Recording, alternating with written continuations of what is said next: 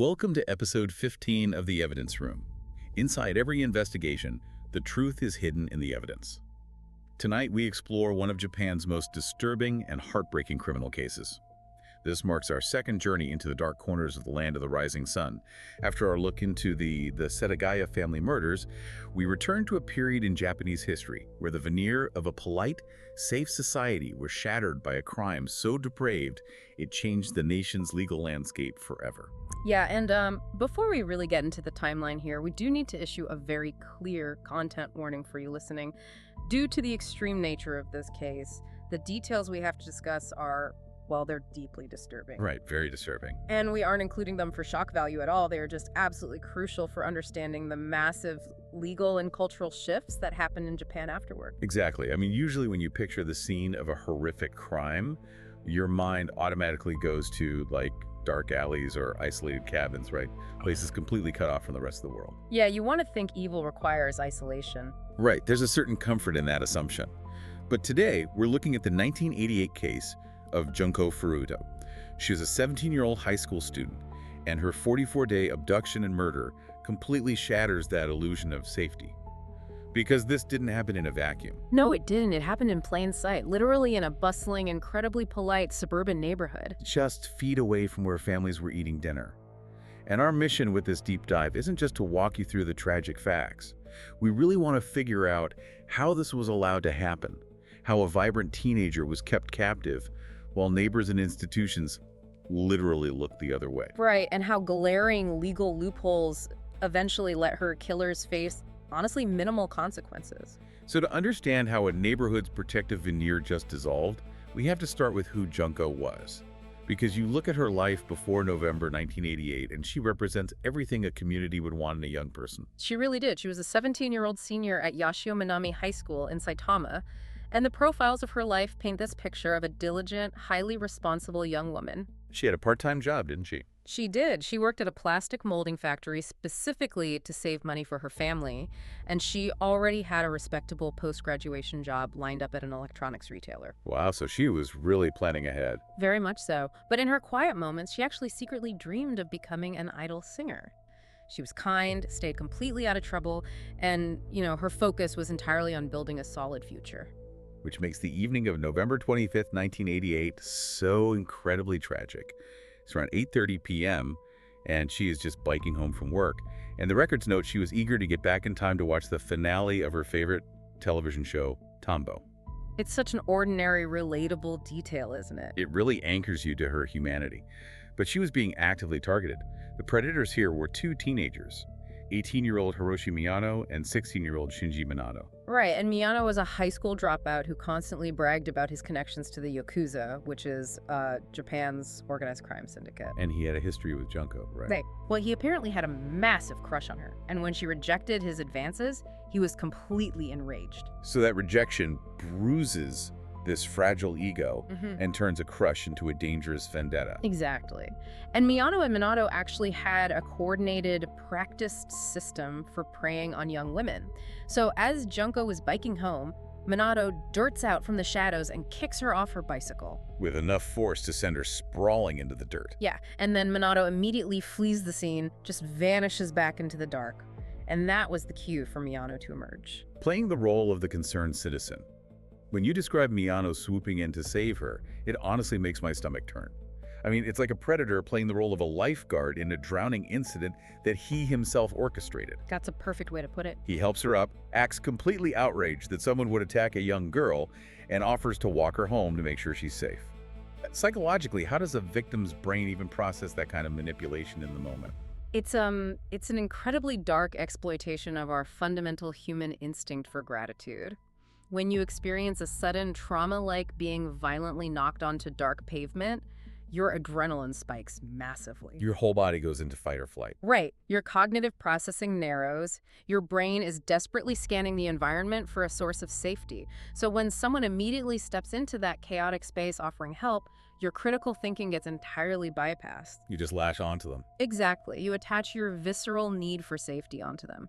Miyano essentially weaponized Junko's own relief against her. So instead of taking her home, he leads her into a trap. He guides her to an abandoned warehouse, drops the whole concerned citizen act and reveals exactly who he is.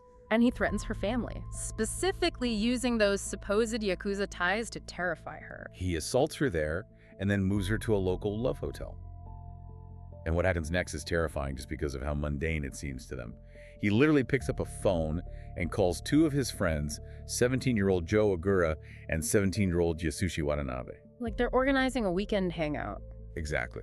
He invites them over to plan her ongoing captivity. Which reveals something terrifying. This wasn't just a momentary crime of passion, it escalated immediately into a calculated group conspiracy. It wasn't just Miyano's obsession anymore. No, Ogura is actually the one documented as suggesting they keep her for their collective amusement rather than letting her go. The sheer casualness of that cruelty, the way they fed off each other's worst impulses, sets the stage for the horrors that followed. And that group calculation is what allowed them to hide her in plain sight. They didn't take her to a remote cabin. They moved Junko to the Minato family's two-story home in the Ayase district of Adachi, Tokyo. Which was a busy residential area. Very busy. And over the next 44 days, she endured over 400 rapes and unimaginably sadistic torture inside that house. The forensic documentation of those 44 days is just staggering. She suffered severe burns from lighter fluid and cigarettes. It's so hard to even hear. I know. They forced her to eat cockroaches, drink her own urine. She was beaten repeatedly with golf clubs, iron rods, a heavy iron exercise ball. They inserted objects into her too, right? Yes, fireworks, scissors, light bulbs. Her internal anatomy was systematically destroyed by the sheer volume and severity of the assaults. But the detail that completely derails my understanding of how society functions is the environment around this torture. Yeah. Minato's parents were home. They lived in that house the whole time. Neighbors heard the screams.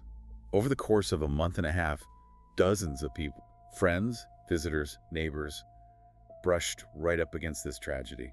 How does that happen? Well, we really have to delve into the cultural context of 1980s Japan. There is a well-known Japanese proverb, "The nail that sticks out gets hammered down." Emphasizing conformity. Right, societal harmony, minding one's own business. But beyond general norms, there was a very specific paralyzing fear at play here, which was the Yakuza. Miyano constantly and loudly boasted about his organized crime connections. And Minato's parents knew about this. They later testified that they were absolutely terrified of their own son and his gang. Whenever they heard Junko's screams from the upstairs bedroom, they literally just turned up the volume on their television to drown out the noise. I really struggle with just blaming the parents outright, though. I mean, it is incredibly easy for us to sit here decades later and judge them for turning up the TV. But wasn't the fear of the Yakuza in 1980s Japan a legitimate paralyzing force? Was. Organized crime wasn't just a movie trope back then. They had real violent power. So how do we separate their sheer terror from actual malice? It's a tough line, but sociologists who study this case acknowledge that nuance. If a criminal syndicate targets your family, the police in that era couldn't always guarantee your safety. Right. However, the parents' actions moved far beyond passive fear into active, willful complicity. They maintained a facade of normalcy for 44 days. They provided meals for them, didn't they? They did. They provided meals that accommodated the boys. They engaged in a willful blindness, prioritizing their immediate comfort over the life of a child who is actively dying in their home. That's the part that's unforgivable. Fear explains a moment of hesitation or maybe a few days of panic. It does not excuse a month and a half of turning a blind eye while someone is tortured to death upstairs. That distinction between hesitation and willful blindness is chilling. And the failure wasn't just isolated to a terrified family. The institutions designed to protect vulnerable people repeatedly missed glaring red flags. The systemic failures are just infuriating. The institutional blindness started on day one. Junko's parents immediately filed a missing persons report when she didn't come home from work. They knew something was terribly wrong. So how did the police mess that up? To neutralize the police search, the captors held a knife to Junko's throat and forced her to call her mother. Under extreme duress, she had to tell her mom she had run away but was safe staying with friends. But her parents practically begged the police to keep looking. They insisted that running away was completely out of character for Junko. They did, but the police just reclassified her as a voluntary runaway based on that one phone call, which essentially halted the serious investigation. Just incredibly frustrating. They preferred the easiest bureaucratic explanation over the complex reality.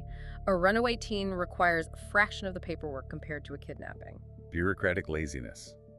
And it gets worse, because there were actual direct opportunities where authorities were practically knocking on the door of her rescue. Literally knocking on the door. One night, the screams were so loud that a neighbor actually called the police to report a disturbance.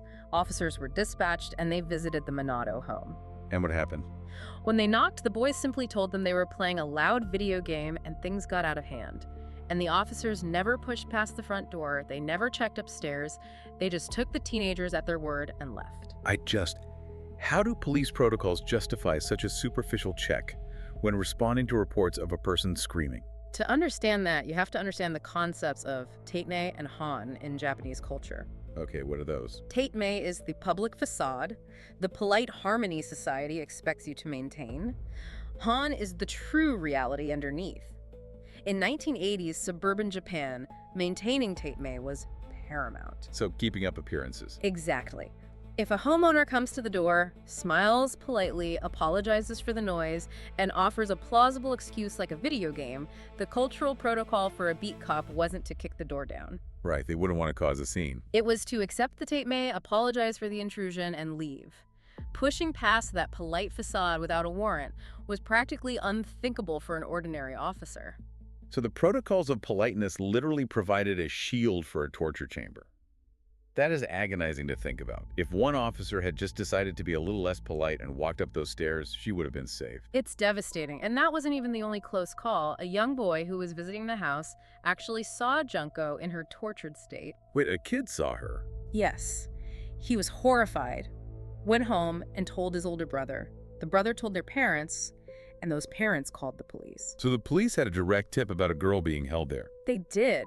But when the police called the Minato house to follow up, Miyano answered the phone and sadly assured them it was a complete misunderstanding. He just talked his way out of it over the phone. Well, when the police pressed further, Minato's parents, the adults in the house, got on the line and explicitly denied that any girl was being held there. So the police closed the inquiry. The parents covered for them again.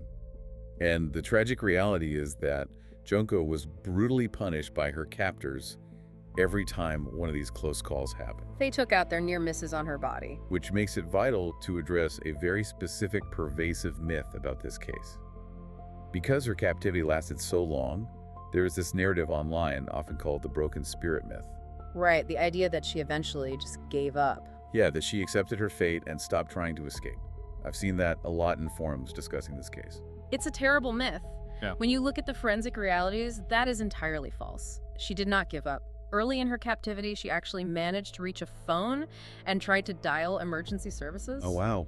Did she get through? No, she was caught and severely beaten for it. By the later weeks, her body was systematically destroyed. Her legs were so severely brung she couldn't even stand. Her internal organs were failing from malnutrition and systemic trauma. So she physically couldn't fight back anymore. Exactly. The silence in those final weeks wasn't her accepting her fate. It was her nervous system shutting down just to keep her vital organs functioning. Silence in the face of extreme, prolonged torture isn't a psychological surrender. It is a biological survival mechanism. She was fighting to her absolute last breath. She absolutely was. I'm really glad we're making that distinction. It restores her agency in a narrative that often focuses only on what was done to her. Tragically, though, her body was failing. All escape routes were closed by the adults around her, and her life was ended by a profoundly trivial event. It really was trivial. On January 4th, 1989, the boys were sitting around playing a game of mahjong. They forced Junko to play with them, and despite her catastrophic physical state, she actually won a round against Miyano. That trivial loss shattered his illusion of total control, didn't it? Completely. His fragile ego just couldn't handle being bested by the victim he had spent weeks trying to destroy. And that triggers the final escalation. Yes. For 2 hours, they relentlessly assaulted her. They repeatedly dropped the heavy iron exercise ball onto her abdomen. They poured lighter fluid over her body and set her on fire. Oh my God. After 44 days of unimaginable suffering, her heart finally gave out. Junko Furuta died at approximately 10 a.m. And the moment she dies, the chaotic brutality of these teenagers instantly transforms into a chilling clinical cover-up. They realize she's dead, and they don't panic. No, they become methodical. They travel to various hardware stores across the area. They buy a 55-gallon industrial drum and heavy bags of concrete. They stuffed her remains inside the drum. And in a detail that is just incredibly macabre, They place a VHS tape of her favorite TV show, Tombo, next to her body inside the barrel. It's just sickening. They fill the drum to the brim with wet concrete, let it set, and then dump this massive, heavy cylinder at a reclamation site in Kachu. They shop for concrete and a drum, like they were running weekend errands. Doesn't this completely shatter any defense that these were just confused kids who made an impulsive mistake? Oh, absolutely. The business-like nature of that disposal completely destroys any legal or moral defense. The premeditated calculation is glaring. I mean, they went to different hardware stores specifically to avoid raising suspicion from a single clerk. They knew exactly what they were doing. They proved they were perfectly capable of rational, methodical planning when it came to saving themselves from the consequences. So how does a crime with a cover-up this methodical actually get solved? It wasn't brilliant detective work, was it? It was essentially a paranoid accidental confession. Yeah, complete fluke, honestly. In late January, just weeks after Junko's death, Miyano and Ogura were arrested for a very similar, though unrelated, attack on a 19-year-old woman. Thank God she escaped. Yes, she managed to escape and alert the authorities. During their interrogation for that specific assault, the police detectives employed a common interrogation tactic. They vaguely mentioned that an accomplice had already confessed. Hoping to get them to turn on each other for the assault. Right, but Miyano, whose paranoia was running high, mistakenly believed that Ogura had spilled the beans about Junko's murder. Oh wow, so he panics. Exactly. Panicking to secure a lighter sentence for himself, Miyano blurted out the exact location of the concrete drum. The detectives sitting across from him were completely stunned. Because they had absolutely no idea a murder had even taken place. Not at all. He essentially handed them the most gruesome murder of the decade on a silver platter out of sheer paranoia. So police recover the drum, the discovery of the concrete-encased girl hits the press, and the entire nation of Japan is horrified. Rightfully so. But the real firestorm, the event that permanently altered the country's legal landscape, was the sentences handed down to the killers. Well, you have to look at the legal framework governing Japan at the time. Because the killers were all under the age of 20, Miyano was 18 and the others were 16 and 17, they fell under the jurisdiction of the Japan Juvenile Law of 1989. And what did that law entail? Japan's juvenile justice system, which was largely drafted in the ashes of World War II, was heavily prioritized around the concept of rehabilitation. Okay. The original intent was to protect and rebuild the lives of orphaned, desperate children committing crimes to survive the post-war era. The law was inherently paternalistic, fiercely protecting the future of the minor over enacting punitive justice. But it was never built to handle sadistic, premeditated torture by affluent suburban teenagers. Exactly. It was a completely different era of crime they were dealing with now. Because of that protective framework, prosecutors didn't even charge them with murder. They were charged with injury resulting in death. When the sentences came down, Miyano received 20 years in prison, which was the absolute maximum allowable for a minor. Right. But his accomplices received shockingly light sentences. Ogura got 5 to 10 years, Minato got 5 to 9 years, and Watanabe received 5 to 7 years. The discrepancy between the medieval brutality of a 44-day torture session and a sentence of just 5 years broke public faith in the justice system overnight. People must have been furious. The national outrage was so intense that journalists from a major publication, Shukan Bunshun, took a radical step. They outright defied strict court orders that protected the anonymity of juvenile offenders. They published their names. They published the real names and backgrounds of the killers. They publicly argued that the unprecedented severity and depravity of the crime completely erased the right to privacy. Which brings us to a profound structural question. This case is the ultimate stress test for the justice system. Does a legal framework designed purely for rehabilitation fundamentally break down when it encounters premeditated, unrepentant cruelty? It's a crucial question. Because looking at what happened to these 4 men after they served their incredibly short sentences, the concept of rehabilitation seems like a total failure. The historical record strongly suggests that in this instance, the system entirely failed to rehabilitate them. After their release, Miyano, who actually changed his last name to Yokoyama to avoid his past, was arrested and convicted for fraud in 2013. So he went right back to crime. He did. Ogura, the one who originally suggested keeping Junko captive, was imprisoned again in 2004 for violently beating a man and kidnapping him in the trunk of a car. Unbelievable. Ogura eventually died in 2022. Minato was arrested for attempted murder during a road rage incident in 2018 where he struck an officer with a baton. So 3 out of the 4 reoffended. Yes. Out of the 4, only Watanabe did not reoffend, eventually dying of a degenerative disease in 2021. 3 out of the 4 went right back to victimizing society the moment they were free. That recidivism rate is a damning indictment of that 1989 system. But that outrage and the clear failure of their rehabilitation did force the government's hand to enact massive legal reforms, didn't it? It did. The sheer volume of public anger, combined with relentless advocacy from victims' rights groups over the following decades, forced a total overhaul. Japan eventually lowered the age of criminal adulthood from 20 down to 18. Which is huge. Yeah, they amended the law to allow youths as young as 14 to be tried as adults for particularly heinous crimes. They also significantly extended the statutes of limitations for serious offenses and eventually abolished the statute of limitations entirely for murder. So the system was forced to publicly acknowledge that some crimes are so depraved that the primary focus of the law must shift from rehabilitating the offender to protecting society. And honoring the victim, yes. It's a heavy, deeply unsettling legacy. But as we wrap up this deep dive, I want to leave you with a thought about the modern relevance of this tragedy. The story of Junko Furuta isn't just some dark historical artifact confined to 1980s Japan. It's really not. It's a stark mirror held up to human nature and the communities we live in right now. It forces us to ask ourselves, how often do we still look away from red flags in our own neighborhoods? How often do we stay silent simply out of convenience, assuming that a scream, a strange noise, or a plea for help is just someone else's problem? Because the bystander effect isn't just an abstract sociological term found in textbooks. When people prioritize their own comfort and polite appearances over intervention, it has real, devastating casualties. Thanks for listening to The Evidence Room. If you enjoyed this episode, like and subscribe for more true crime investigations from around the world. Remember, some cases remain unsolved, but the evidence always tells a story.